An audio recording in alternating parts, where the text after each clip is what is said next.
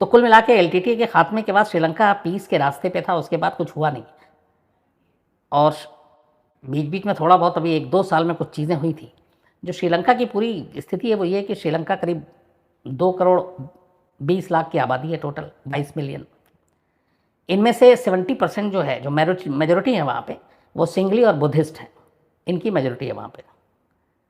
करीब 10% मुस्लिम है, 12% के करीब 12.5% हिंदू हैं, जो एंटायरली तमिल है, और 7% सबसे कम जो है श्रीलंका में जो आबादी है वो क्रिश्चियन है।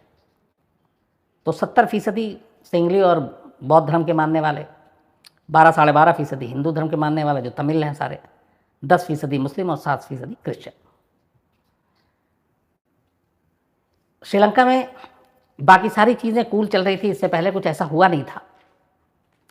लेकिन जो वहाँ की मुस्लिम और बौद्ध और सिंगली के बीच की जो लड़ाई, और उससे पहले की एक चीज़ है कि जब एलटीटीई और प्रभाकरण था, तो कहते हैं कि एलटीटीई के साथ मुस्लिम भी बहुत सारे थे उस वक्त। लेकिन जब 1987 में, उस वक्त जो हमारी पीस फोर्स गई थी इंडिया से राजीव गांधी के टाइम में, तो पीस फोर्स जाने के बाद प्रभाकरण को ये शक हो गया कि बहुत सारे मुस्लिम, चूँकि वो तमिल बोलने वाले थे, वो इंडियन पीस फोर्स के लिए जासूसी कर रहे हैं एलटीटीई के ख़िलाफ़। तो प्रभाकरण और वहाँ से मुस्लिमों के बीच दूरी शुरू हुई, और उसके बाद फिर प्रभाकरण ने, जो एलटीटीई के लोग हैं, उन्होंने वहाँ से उस इलाके को मुस्लिम से कहा कि खाली करें। करीब 90,000 मुस्लिम जो है वो जाफना से निकल गया, बाद में वो रिफ्यूजी कैंप में, और बाकी एक वहाँ पे पुत्तलम डिस्ट्रिक्ट है, वहाँ जाके शिफ्ट हो गए। तो फिर एलटीटीई के साथ उनके रिश्ते ख़राब हो गए थे। लेकिन बाकी सब वहाँ पे पीस था और सब कुछ ठीक ठाक चल रहा था। ये जब सीरिया और इराक में आईएसआई की चीज़ें हुई, तो खुद श्रीलंकाई गवर्नमेंट ने माना था एक बार पार्लियामेंट में कि 2016 में करीब 32 श्रीलंकाई मुस्लिम वो या तो सीरिया गए थे या फिर इराक गए थे आईएसआईएस की तरफ से लड़ने के लिए, और बाद में ये तादाद बढ़ती जा रही थी। तो 2016 की बात थी, उसके बाद बढ़ती जा रही थी। और तभी वहाँ पे एक जमात थी, जमात अल तौहीद वल जिहाद, ये आईएसआईएस की फ़िलॉसफी को मानता था, और कहते हैं कि इसी जमात को बाद में फिर आगे चलकर ये नेशनल जमात तौहीद बनी, नेशनल तौहीद जमात, जिसके बारे में शक है कि जिसने अभी ये ब्लास्ट और ये सारी चीज़ें की थी। एलटीटीई के जाने के बाद श्रीलंका पूरी तरह से पीसफुल था, सब कुछ था। लेकिन 2018 में पहली बार प्रभाकरण के खात्मे के बाद 2018 में श्रीलंकाई गवर्नमेंट को पूरे श्रीलंका में इमरजेंसी लगानी पड़ी थी, और उसकी वजह ये थी कि वहाँ पे बुद्धिस्ट और मुस्लिम कम्युनिटी के बीच एक तनाव का माहौल हो गया था। और इसकी शुरुआत हुई थी कैंडी में, बड़ा खूबसूरत जगह है कैंडी, जहाँ के अपने वो भी है श्रीलंका के विकेट कीपर और ज़बरदस्त बैट्समैन कुमार संगकारा। तो कुमार संगकारा कैंडी के हैं, मैं कैंडी में 3 दिन रहा हूँ। और कैंडी जो है वो एक तरह से टूरिस्ट प्लेस है, हिल एरिया है, और हिल पे ही वो स्टेडियम भी है बहुत खूबसूरत, और वहाँ का वेदर बड़ा अच्छा होता है। और उसी कैंडी के बाद थोड़ी दूरी पे एक वो है जो कहते हैं कि जहाँ पे रामायण में जो है सीता वाला इंसिडेंट आता है कि जहाँ गुफा में रखा गया था, तो उसी के आगे जाकर एक गुफा है, केव है, वहाँ लोग सारे जाते हैं। तो मैं भी उस देखने के लिए गया था। तो कैंडी की मेरी बड़ी खूबसूरत यादें हैं, बहुत खूबसूरत जगह है, बल्कि पूरा श्रीलंका बहुत खूबसूरत है, बहुत ही क्लीन नीट। तो अब ये चीज़ें हुई तो सोच सोच कर वो सारी चीज़ें अजीब लगती है। तो खैर कैंडी में मुस्लिम और बुद्धिस्ट के बीच एक झड़प शुरू हुई, और उसकी वजह ये थी कि एक किसी बुद्धिस्ट, जो सिंगली बुद्धिस्ट थे, उसके एक लड़के की मौत हो गई थी, और उसके लिए बुद्धिस्ट मुसलमानों को जिम्मेदार ठहरा रहे थे। और उसके बाद फिर वायलेंस शुरू हो गया, और करीब 10 दिन तक कर्फ्यू रहा। फिर उसके बाद इमरजेंसी लगाई गई, और उसके बाद फिर जाकर कहीं मामला शांत हुआ। तो ये 2018 में हुआ था, उसके बाद बाकी ऐसी कोई चीज़ें हुई नहीं। अब आइए इस कहानी पे अभी की जो हुआ। जैसा मैंने आपको बताया था कि 11 अप्रैल को इन्फॉर्मेशन थी श्रीलंकाई अथॉरिटी के पास, और स्पेसिफिक इन्फॉर्मेशन थी कि श्रीलंका के चर्च को निशाना बनाया जा सकता है, इंडियन एम्बेसी को निशाना बनाया जा सकता है। लेकिन इस इन्फॉर्मेशन के बावजूद उस तरह की सिक्योरिटी नहीं हुई, और ठीक 10 दिन के बाद 11 अप्रैल को ये इन्फॉर्मेशन इंडियन इंटेलिजेंस के थ्रू मिली, यूएस के थ्रू मिली, और 21 अप्रैल को सेम वही होता है जिसके लिए आगाह किया गया था। संडे को ईस्टर था। ईस्टर में हमेशा जो इंपॉर्टेंस होती है वो मॉर्निंग प्रेयर की बहुत इंपॉर्टेंट होती है, और उस दिन एक तो संडे ईस्टर, तो सबसे ज़्यादा चर्च में आम संडे के मुकाबले ज़्यादा भीड़ होती है, और ख़ासतौर पे लोग उस प्रार्थना सभा में हिस्सा लेने के लिए ज़्यादा तादाद में जाते हैं। तो श्रीलंका में भी जगह जगह पे तमाम चर्च में लोगों की मौजूदगी थी, भीड़ थी, सुबह से उत्साह था। करीब 8:30 से 8:45 के बीच में, श्रीलंकाई जो टाइम है लोकल टाइम 8:45 बजे के बीच में, जो पहला धमाका होता है वो कोलंबो के सेंट एंथनी गिरजाघर में होता है, जो चर्च है वहाँ का। और उस वक्त कहते हैं कि वहाँ पे करीब 1200 लोग मौजूद थे। धमाका इतना ज़बरदस्त था कि सिर्फ इस एक चर्च में ही 125 लोगों के करीब लोगों की मौत हो जाती है। और यहाँ पे एक सुसाइड बॉम्बर आया था जिसने खुद को उड़ाया था। ये पहला धमाका था 8:45 बजे। इसके बाद कोलंबो से एक दूर वेस्ट साइड में नोगेम्बो एक शहर है, वहाँ के सेंट सेबेस्टियन चर्च में दूसरा धमाका होता है। अब ये 2 धमाके से श्रीलंका अभी उभरी भी नहीं थी कि तभी तीसरी खबर आती है। और ये खबर थी बट्टिकलोवा के जियोन चर्च से, जहाँ पे तीसरा धमाका होता है। सारे चर्चों में उस दिन भीड़, सुबह का वक्त, लोग प्रेयर करने के लिए आ रहे थे। अब इन 3 धमाके के बाद जाहिर सी बात है कि पूरी एडमिनिस्ट्रेशन, पूरा सिक्योरिटी फोर्सेस सभी अलर्ट पे आते हैं। अब जो बाकी के चर्च है तब तक उनको इन्फॉर्मेशन भेजी जाती है कि ये चर्च में एक सिलसिला शुरू हो गया। उनको फिर वो ये भी याद आता है जो 11-10 दिन पहले उनको इन्फॉर्मेशन दी गई थी कि इस तरह की वारदात हो सकती है। तो अब चर्च की तरफ फोर्सेस बढ़ना शुरू होती है, लेकिन इधर चर्च की तरफ बढ़ना शुरू होती, इधर अब खबर कहीं और से आती है।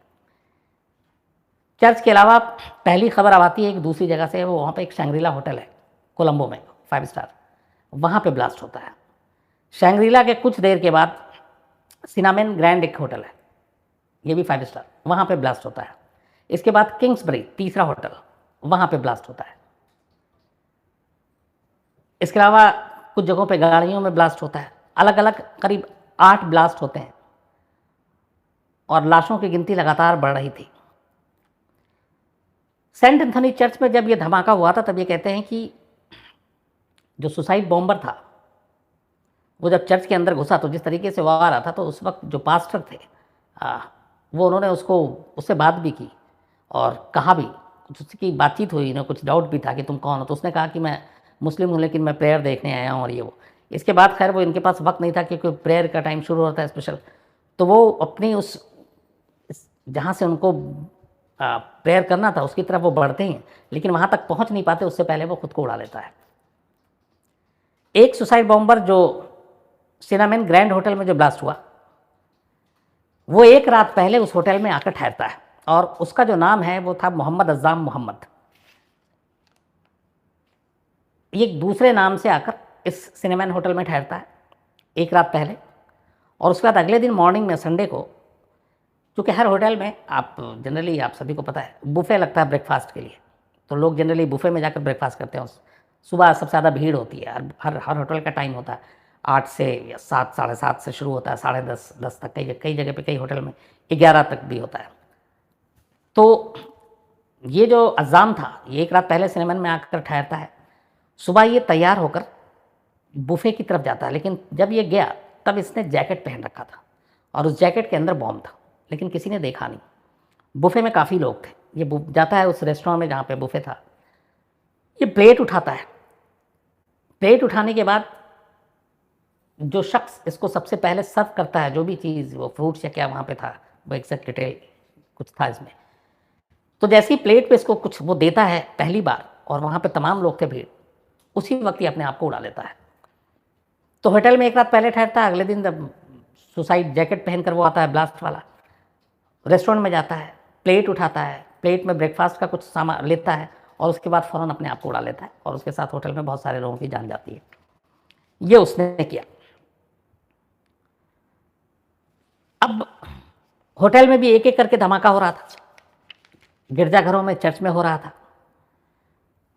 इस बीच में जगह जगह से खबर आ रही थी, कई जगह पे कि कहीं बस स्टॉप पे बॉम्ब है, कहीं और है। लेकिन जो सबसे ख़तरनाक खबर आई थी वो थी कोलंबो एयरपोर्ट के पास एक पाइप बॉम्ब की। जो उस पाइप बॉम्ब, जो 6 फीट की पाइप थी, वो पूरा बॉम्ब से बनाया गया था और वो आईईडी था उसमें। लेकिन उसकी जब जांच की गई तो पता चला कि ये लोकल लेवल पे श्रीलंका में ही ये बनाया गया है। और उसको फिर जो एयरफोर्स, श्रीलंका एयरफोर्स के है, उसकी टीम गई और उन लोगों ने उसको डिफ्यूज़ किया और इसकी वजह से पूरे एयरपोर्ट के रास्ते पे भी अफरा तफरी मच गई थी। और प्लानिंग ये थी कि जब लोग शहर से भागें कोलंबो छोड़कर, तो उसी वक्त इधर भी धमाका किया जाए, तो शहर के अंदर भी, एयरपोर्ट के करीब भी, तो हर तरफ एक पैनिक होगा। चर्च के अलावा होटल को इसलिए निशाना बनाया गया था ताकि इंटरनेशनल लेवल पे ये मैसेज जाए और ये हेडलाइन बने। आमतौर पे जो इस तरह की आतंकवादी चीज़ें होती हैं, हरकतें होती हैं, तो टारगेट ऐसा होता है, चीज़ें ऐसी चुनी जाती हैं जिससे पब्लिसिटी ज़्यादा हो और पूरे वर्ल्ड में ये हेडलाइन बने और दुनिया के हर कोने तक ये खबर पहुँचे। एक्चुअली आतंकवादियों का मेन मकसद यही होता है। तो इसलिए पूरी दुनिया में खबर पहुँचे ताकि लोग फिर घबराएं, डरें, पैनिक हो और उनका जो मैसेज है वो क्लियर जाए उन तक। तो इसलिए इन होटलों को भी चुना गया क्योंकि उन्हें मालूम था कि जितने भी कोलंबो के 5 स्टार ये सारे होटल हैं, इसमें विदेशी बहुत ठहरते हैं। करीब 35 से ज़्यादा फॉरेनर्स की इसमें डेथ भी हुई। तो विदेशियों की मौत होगी तो जहाँ जहाँ के हैं वहाँ पे भी हंगामा होगा, उनकी गवर्नमेंट भी थोड़ी वो होगी। तो इसलिए ये सारा ये मैसेज दिया जाता है। तो उनका मेन मकसद यही था। इसके बाद अलग अलग जगहों से फिर अब तक करीब 40 लोगों को पकड़ा गया है। जो पहली चीज़ आई वो नेशनल तौहीद जमात का नाम आया, पर नेशनल तौहीद जमात जो उसके बहुत सारे लोग सीरिया और इराक भी गए, ISIS की तरफ से लड़ाई भी की। श्रीलंका के एक मिनिस्टर ने यह स्टेटमेंट दिया है कि जो बॉम्बर थे इसमें करीब जो सुसाइड बॉम्बर थे, टोटल अभी तक जो फिगर आ रहा है कि वो 6 थे। तो उनका ये कहना है कि इन बॉम्बर की जब पूरी कुंडली निकाली गई तो पता चला कि हाल में ये लोग विदेश गए थे, श्रीलंका से बाहर गए थे। और शक यही है कि ये लोग सीरिया और IS उधर इराक की तरफ गए, ISIS की तरफ गए। और ये सारी जो प्लानिंग बनी ये 15 मार्च के बाद बनी, जब न्यूजीलैंड के क्राइस्टचर्च की 2 मस्जिद में एक शूटर ने जाकर शूट आउट किया और 50 लोगों को मारा। लेकिन अभी तक नेशनल तौहीद ने इसकी जिम्मेदारी नहीं ली थी। पर आज ISIS ने क्लेम किया है कि कोलंबो में हुआ ये ब्लास्ट जो जगह जगह पे हुआ है वो ISIS ने कराया है। और ये भी कहा है कि ये बदला है क्राइस्टचर्च का। हालांकि इस क्लेम के साथ ISIS ने कोई सबूत नहीं दिए, सिर्फ एक सोशल मीडिया पे उसने एक वीडियो अपलोड किया और उसमें यही है कि ये ब्लास्ट ISIS ने किया और इसका ये बदला था क्राइस्टचर्च का। तो एजेंसियां जो हैं इसकी जांच कर रही हैं। हालांकि ये भी है कि जो कोलंबो की अथॉरिटी है उनका ये मानना है कि नेशनल तौहीद जमात जो वहाँ की एक लोकल कट्टरपंथी संगठन है, इतनी बड़ी नहीं है और इतने बड़े पैमाने पे सीरियल ब्लास्ट की वो साजिश अकेले रचे, ये मुमकिन नहीं है। तो इसके पीछे कोई ना कोई फॉरेन हैंड है और इसके पीछे फिर वही चीज़ें हैं कि या तो ISIS है या कोई और ऐसा संगठन है। लेकिन आज ISIS ने इसको क्लेम करके इस तरह से ये कहा है कि वही इसके पीछे है। तो अभी जांच चल रही है, बहुत सारे लोगों को पकड़ने की कोशिश की जा रही है। बहुत सारे लोगों के बारे में शक ये भी है कि वो समंदर के रास्ते श्रीलंका की सरहद से निकल चुके हैं, तो उनके बारे में भी सुराग लगाया जा रहा है। और बाकी जो सस्पेक्टेड हैं, जो पकड़े गए हैं और जो बॉम्बर थे उनका पूरा वो निकाला जा रहा है, कुंडली उनकी फैमिली का, उसके ज़रिए बाकी लोगों तक तार फिर पहुँचेगी। तो ये सारी चीज़ें चल रही है। उम्मीद ये है कि जल्द ही इस बारे में जानकारी और सामने आएगी। लेकिन जो भी हुआ बड़ा अफसोसनाक था और श्रीलंका के इतिहास में LTT के दौर में भी ऐसा भयानक हमला आज तक नहीं हुआ। 1948 में श्रीलंका आज़ाद हुआ था, जब हम लोगों के साथ ही अंग्रेज़ उस वक्त, और उसके बाद से श्रीलंका में उथल पुथल रही। LTT के ज़माने में भी बहुत खून खराबा हुआ। करीब कहते हैं कि LTT के पूरे दौर में कई लाख लोग मारे गए। लेकिन एक वक्त में एक साथ ऐसा हमला इससे पहले श्रीलंका के इतिहास में नहीं था। तो ये श्रीलंका को इस हमले से उबरने में भी वक्त लगेगा। और जाहिर सी बात है श्रीलंका की जो पूरी एक जो टूरिज़्म की तरफ वापस लौट रही थी उसको एक धक्का लगा है इस सीरियल ब्लास्ट की वजह से। और ये भी होगा कि श्रीलंका भी अब सेफ़ नहीं है। एक छोटे से इस मतलब इन चीज़ों से एक पूरे मुल्क की, एक पूरे देश की बहुत सारी चीज़ें बदल जाती हैं। तो अफसोसनाक था और बुरा था, बहुत गलत हुआ। इसमें बच्चे थे, औरतें थीं, ईस्टर के प्रेयर के लिए जा रहे थे। बल्कि एक जगह मैंने ये भी पढ़ा कि श्रीलंका में इन हादसों के बाद कई बच्चे अपने माँ बाप से पूछ रहे हैं कि मतलब चर्च जाएं कि ना जाएं। वो डरे हुए हैं और ये कह रहे हैं कि फिर चर्च में अगर ये है तो गॉड कहाँ है। तो बहुत सारी चीज़ें जहन पे असर कर जाती है और ये सारी चीज़ें घर कर जाती हैं दिमाग में।